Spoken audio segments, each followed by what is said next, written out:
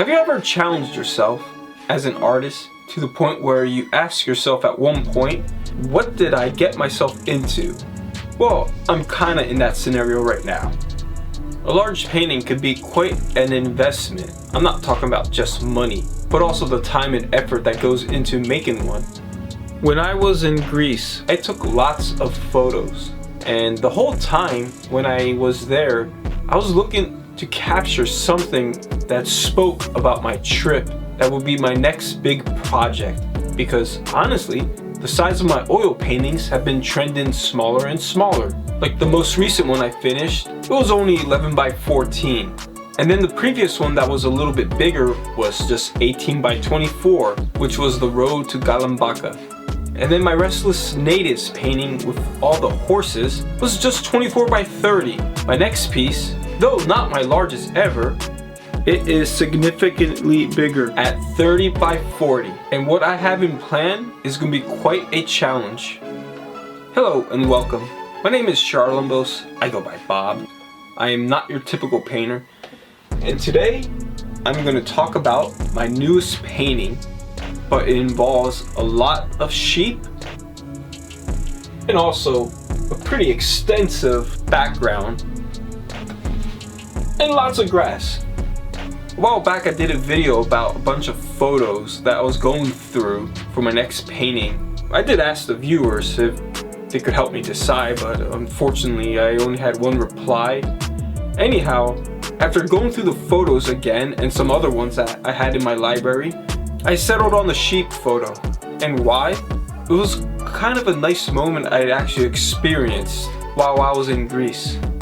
I took lots of walks out in the fields on my own while I was there. And there was this one day where the weather was abysmal and very cloudy. I still decided that day to go so I could shoot some photos. Towards the end of my walk, there was a nice sunset and it was a nice glowing orange in the sky. And to make things even more unreal, I saw a bunch of sheep out in one of the fields. And as I got closer, the sheep noticed me and they were actually getting closer and closer. I took lots of photos from far away and up close. There was actually a fence that blocked the way, but they got so close where I could actually reach out and pet them if I wanted to. There's something about the herd of sheep coming closer and closer that was kind of nice to experience. And also the sun setting, it was quite a magical moment. And I was glad I took many photos that day. But one thing I was very disappointed is the outcome of the photos. Not that I didn't like them, but I feel those photos did not do justice what I experienced that day with the nice orange glow on the sheep and the landscape. Therefore, that is going to be my ultimate goal in the end, and hope that the viewers of the painting get to have that same experience as if they were in my shoes that day, looking at the setting sun and a herd of sheep coming closer and closer. The first step I did before I started even painting was I tinted a canvas with this nice peachy orange color. I'll admit, this is actually a store-bought canvas, and I'm not a big fan of using a plain white canvas. Whenever starting a painting, I try to pick a background color that's going to complement the rest of the painting. And what better way to get that nice glow than start it off from the beginning. I first mixed a batch of orange hue acrylic paint into my gesso, and in the end I actually did not like the color I got. So I went with a second coat. This time I used cadmium orange, which has some heavy metals in it, but the result in the end gave me that nice glow that I liked. As for the photos I used, I wanted to use as much of the landscape as possible. To do this, I'm using actually two photos. This is the main photo that I'm going to be using for the sheep. I like this one a lot. Especially this guy here. He's just standing right in front of the herd. And I even remember him ramming one of the sheep that was out of line. I don't know who he is, but he's gonna be my favorite sheep to paint. But I actually did not like the background of this photo. So I went with another photo that had a more expansive shot of the landscape, which is this one right here. And the thing I like about it is the sky is actually more visible. To help to speed up the process of laying down where I need to paint everything, I created a grid on the canvas, a very faint one. And it's only 16 squares or rectangles. I'm not trying to copy the photo exactly. I'm just trying to get everything where it needs to be composition wise. But since I'm using 2 photos, I had to play it very smart and grid accordingly. And what do I mean by that? Well, I'll show you now. For the one that has a better shot of the sky and landscape, I made this grid based on the canvas size. As you can see, it's kind of gray here because this area is going to be filled up with the second photo, which is this one right here. As you can see in this one, it's empty on the very top. The other photo, obviously, is going to fill up the sky here. And if you haven't noticed, the other photo shows the landscape a little more too. And I actually like it more, especially how the sun is setting in this little corner right here, right over the trees in the distance. But the sheep, they started to go all over the place. I might include this guy here because I kind of like how his head is peeking back. But overall, I'm going to definitely use this photo more for the foreground. What I like about this one is most of the sheep are actually staring at you, especially this guy again. And I want to paint each sheep in a way where in the end, it feels as if when the viewer is staring at them, they are staring back as well. Besides the orange glow, that was the other experience I had, how the sheep were getting closer and closer and they sensed my presence. So in a way, the portraiture of the sheep will play a very important role too. After establishing the grid, one of the things I did is make sure I had enough color to start painting the background. Green plays a big role in this painting, so I had lots of mixtures of green made. Colors I used were cadmium yellow, both the light and the regular one, as well as cobalt blue and cerulean blue. But for all honesty, the majority of the color I used at the start was cadmium yellows with viridian. It makes starting the painting a lot easier when you have colors that you're going to use frequently, planned and ready. And luckily for me, the previous painting used a lot of green, so I had some paint and colors that carried over to this one.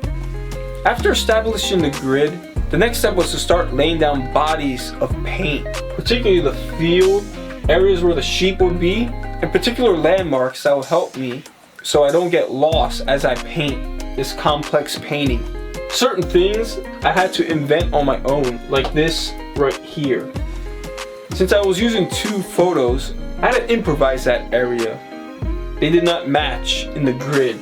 Some of the details that I am not overlooking is actually the accuracy of the fields. And there's a reason why. I had this in my room. This is actually one of the paintings I did in Greece in acrylic.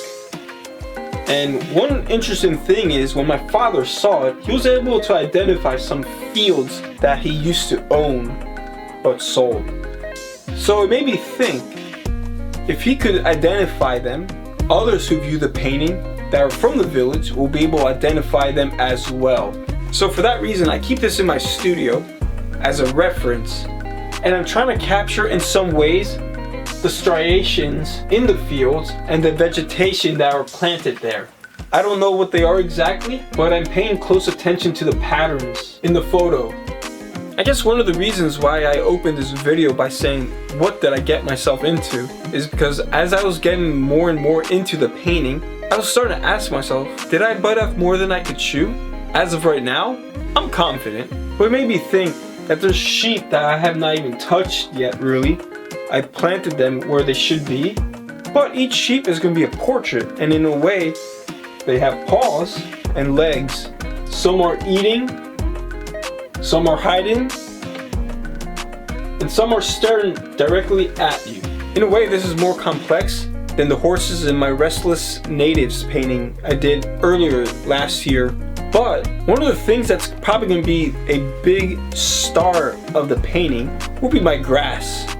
I promised a second video on how to create grass, especially up close, and I will be good on my promise soon. But I'm not done creating this area yet. Since this is very close in the foreground, I'm going to spend a lot of quality time detailing this grass. It's not just grass, there's other plants in there, and lots of different variations of colors too.